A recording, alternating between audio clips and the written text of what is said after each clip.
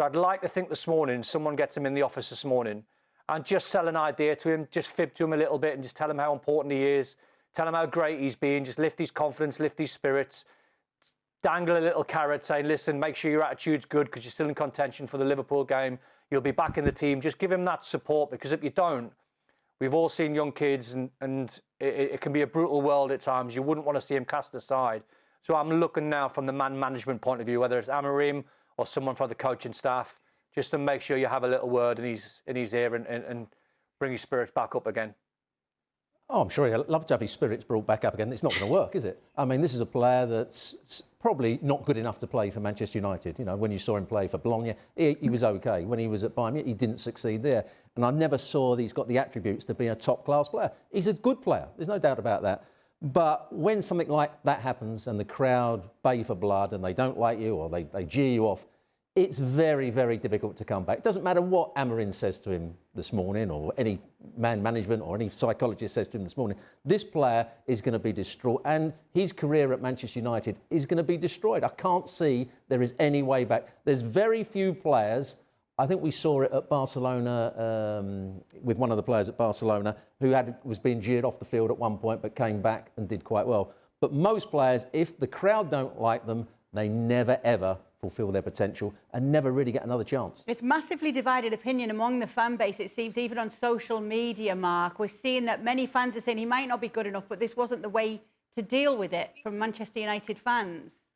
I think that's absolutely the way it is. I think from day one, Joshua Zirkzee hasn't looked like a Man United player. He's not quick enough. He doesn't move well enough. He doesn't show any goal threat. But, you know, it's not his fault he's a Man United player. He's not going to turn down the chance to sign for Man United if he's been offered the opportunity. So it's on the people who signed him and are putting him in the team.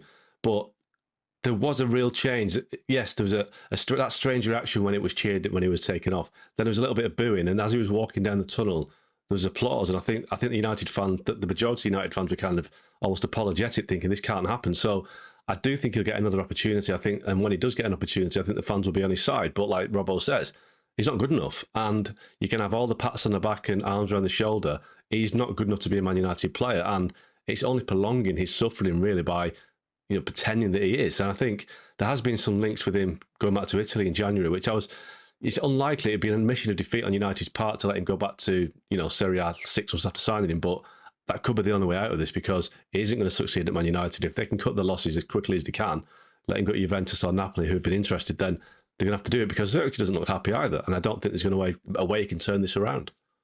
Why is he here, Mark, in the first place? Why is he at Manchester United? Well, you could ask Dan Ashworth that question, but Dan Ashworth's no longer at Man United, is he? So Dan Ashworth led the recruitment in the summer, and this was a signing based on data.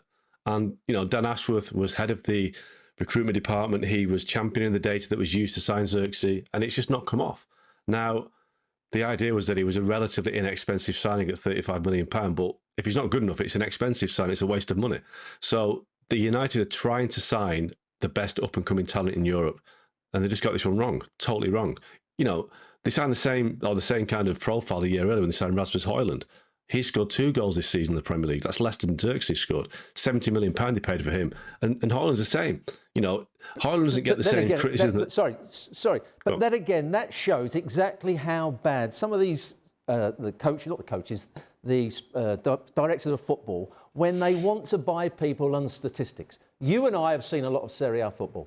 Was Højlund good enough to for that sort of figure to come to Manchester United and have an impact? No, he wasn't. We saw him week in, week out for Atalanta. Not quite good enough. A decent player, but not good enough. We saw Zirkzee play for Bologna. He had a good season, but he wasn't outstanding. You wouldn't say there's a player that can go on and really dominate defenders in the Premier League. He's not going to have the pace to run in behind. He's not going to hold the ball up and link up the play. He's a good player, but he's not a great player or a very good player. And that's what you need when you go to watch play. So what was Dan Ashworth doing, looking at these two players, particularly, Højlund already come there, but Zirkzee, what was he doing when he was going to watch him? Or didn't he watch him? Did he just go off stats? Because that is an absolute disgrace if he's just gone off stats.